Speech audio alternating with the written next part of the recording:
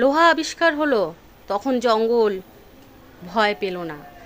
যখন লোহাটা দিয়ে কুড়ুল তৈরি হলো তখনও কিন্তু জঙ্গল ভয় পেল না। আর যখন কুড়ুলের সঙ্গে হাতল লাগানো হলো তখন পুরো বন জঙ্গল ভয় পেয়ে গেল।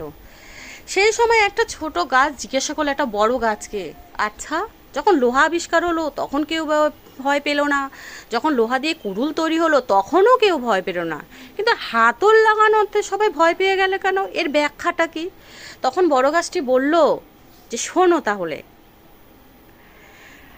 এই কুড়ুলের হাতলটা যতদিন না ছিল ততদিন তার ক্ষমতা ছিল না এই একটা ছোট ডাল বা পাতার উপর আঘাত করা। কিন্তু যখন হাতলটা রাখলো এই গাছেরই কাঠেরই হাতল, তখন কিন্তু ওটা দিয়ে সব সর্বনাশ করে ফেলবে।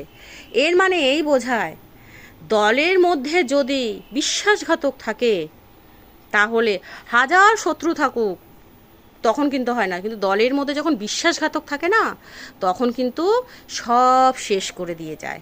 এটাই বোঝা যাচ্ছে কুড়ুলের যে হাতলটা ওটা হচ্ছে কাঠ দিয়েই বানানো, মানে ওই কাঠের জঙ্গলের মধ্যেই ছিল কিন্তু শত্রু, যা দিয়ে ওই কুড়ুলে হাতল তৈরি হয়েছে। তাই এতেই বোঝা গেল এখন এই যে দলের মধ্যে যে শত্রু ছিল সেই ধ্বংস করেছে, আশেপাশের কেউ কিন্তু ধ্বংস করেনি, তাদের ক্ষমতাই ছিল না, ক্ষমতাই ছিল না। তাহলে কুড়ুলের হাতলের মধ্যে সম্পর্কটা যতটা, আর দিদির সঙ্গে যে ধ্বংস করেছে তার সম্পর্কটাও ঠিক ততটা, কিন্তু জানতে পারিনি কুড়ুল যে তার হাতলি ওই জঙ্গলের কাঠই যে তাকেই শেষ করে দেবে। যারা বুঝতে পারবে ভালো, যারা বুঝতে না পারবে কি আর বলবো, কিছুই বলার নেই।